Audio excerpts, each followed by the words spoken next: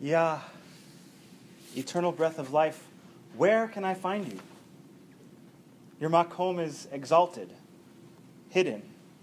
But where do I not find you? Your kavod fills all space and time. I'm not quite sure when I first learned this Yehuda Halevi poem. I am sure, however, that it describes one of the most basic elements of my belief in God. That God is at once both immanent and transcendent, both within our world and beyond it. The first time I experienced this aspect of the divine, I was sitting in the woods at the URJ Camp Harlem. On Shabbat mornings, as we take Torah from the Ark, we always sing Debbie Friedman's Sehu she'arim roshechem u'sehu pitchei olam. The melody builds momentum, growing to a musical and theological climax in which hundreds of voices sing out, Shema Yisrael, Adonai Eloheinu, Adonai, Adonai Echad. And over 13 summers, in that moment each and every week, I met God. Just like in Halevi's poem, there were two components to my awareness of God's presence. The first resonated deeply within me. It became manifest in the form of tingles down my spine as we sang those words, and my anticipation of that internal vibration amplified its frequency. The second component was something beyond me, something that I sensed lived independently of me. It was the awareness of a force, a process much greater than myself, and greater even than the sum of the hundreds of souls praying in the woods of eastern Pennsylvania. But only in the last couple of years have I begun to feel comfortable articulating this sense of the divine. You see, God did not make an appearance in my application materials to HUC. During my panel interview in New York, I was asked about this ominous omission. Since it had been intentional, I gave a semi-prepared and semi-Kaplanian sort of answer. I'm not really all that interested in God, I told the committee. I believe in God, but it isn't really a critical component of why I want to be a rabbi. Our communities, our culture, our songs, our prayers, holidays, holy texts, these are what call me to the rabbinate, to a life of service to the Jewish people. And well, the committee apparently heard my sincerity, but didn't challenge me on my theology. So today I need to do just that. It's not enough to have a personal theology, or to retreat to our fortress of academia when it comes to God. We need to be able to share our approach with others. I'm willing to wager that many of us have ways to pivot conversations away from God, as I did in my interview.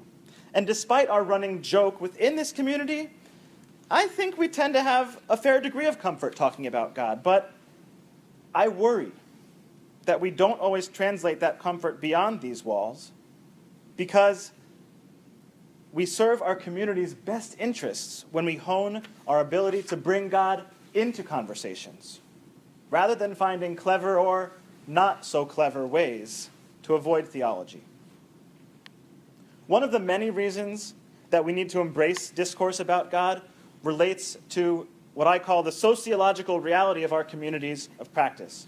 We often work with a Jewish population that completed its Jewish education at the age of, 13 or so.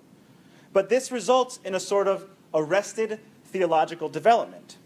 In all other areas of life and education, we continually grow, ideally, and develop. But when it comes to God, we often encounter people tackling adult problems with juvenile theologies.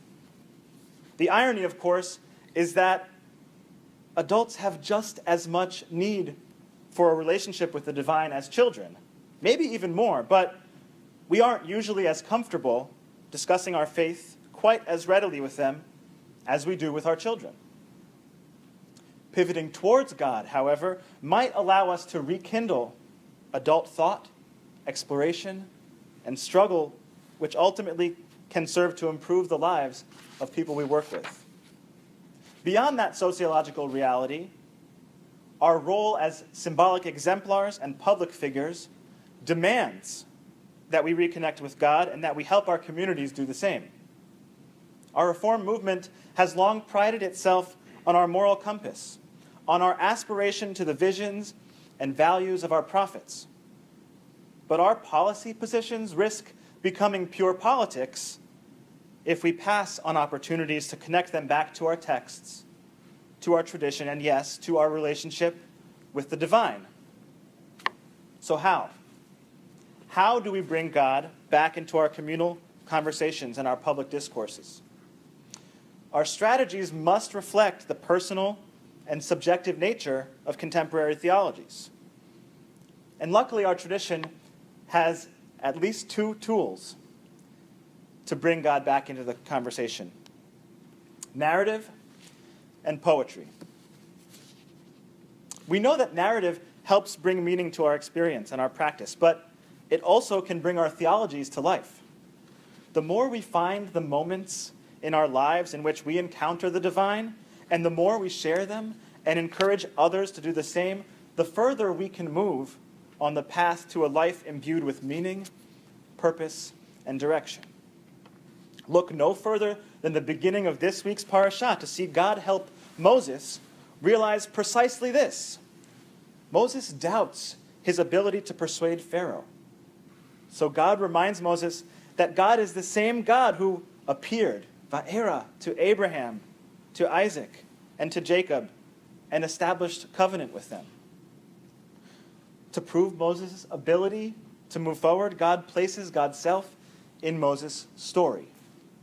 Yehuda Halevi's rabbi says basically the same exact thing to the Khuzar king, declaring that he believes in the God of Abraham, Isaac, and Israel, who led the children of Israel out of Egypt.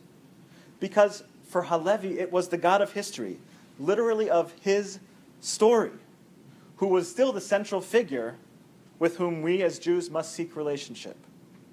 It was the God of narrative, both historical and personal narrative, who remained exalted and hidden, and who simultaneously filled all creation with kavod. As a tool for exploring God, we must use narrative too. We must share from our own experience of the divine presence and from our own struggles to find it.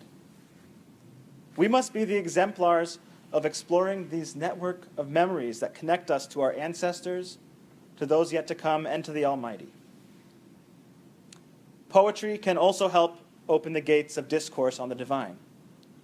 Our poetic tradition spans just as long, maybe longer, than our narrative inheritance. From the words of Shirat Hayam to Yehuda Halevi to the Zionist poet Rachel, poetry helps us mine the jewels of our tradition. And finding our own poetic voice just might help us bring the prophetic voice of our tradition to bear on our current moment in history. In the words of spoken word poet Sarah Kay, poetry is not just about the adage, write what you know. It's about gathering up all the knowledge you've collected up to now to help you dive into the things you don't know. I use poetry, she says, to help me work through what I don't understand, but I show up to each new poem with a backpack full of everywhere else that I've been. I think we can apply this to our theologies too. We can use poetry to explore what God has been throughout our lives and to dive into the things we don't yet know about the divine. So to that end, I'd like to conclude this afternoon by sharing a poem I'm working on called The God I Believe In. Describing the God I believe in as God doesn't really do her justice. She prefers when we get a bit more creative, despite limitations of language and peculiarities of pronouns. Holy One, source of blessing, oneness, breath of life, eternal. Well, I guess God works for short. The God I believe in expects us to be stewards of this earth, whose creative processes she spoke into being and renews each day. The God I believe in created all humanity in her image, a seed of her imagination taking root and growing inside each one of us. The God I believe in is both within creation and beyond it, immanent and transcendent. She acts like the very air we breathe, the wind in the sails of our spirits. Her ruach animates, sustains, changes us from within, and as soon as we exhale her, we are reconnected to all that breathes. The God I believe in is the God of Abraham, Isaac, and Jacob, but she's also the God of Eve, of Hagar, of Shifra and Puah, and Benot Tzlofchad. The God I believe in does not act in history, but her Spirit guides us from the house of bondage, saved us and redeemed us, and took us to be her people. Yes, the God I believe in freed me from slavery in Egypt, even if the archaeologists aren't quite sure we were ever there. The God I believe in has revealed precisely Mahi doreshet mimenu, ki imasot mishpat ve'ahavat tzedek ve'hatznea lechet itah. And, well, she knows exactly how daunting it is to lechet itah. The God I believe in pushes us into the pool of Torah, shocking our senses with the cold waters of learning and discovery. She lives in our never-ending need to use our hands and pray with our feet to leave this world just a little better than we found it. The God I believe in doesn't care if you can walk physically, because you can walk in her paths without legs. She doesn't care if you can see, because she'll enlighten your eyes anyway. She doesn't care who you love, but you better believe she cares that you love the reflection of her face in the other. The God I believe in knows that sometimes I feel helpless and useless in the face of injustice, but she gives me permission to struggle and doubt and lose my temper all the same. The God I believe in lures us to choose hope and hard work over fear and despair. She calls us to rise above our failures and our missed opportunities, and she gives us the creativity and the memory to pursue her through narrative and through poetry. What God do you believe in? I hope you'll continue to find your voice and tell your story, and I hope you'll encourage others to do the same.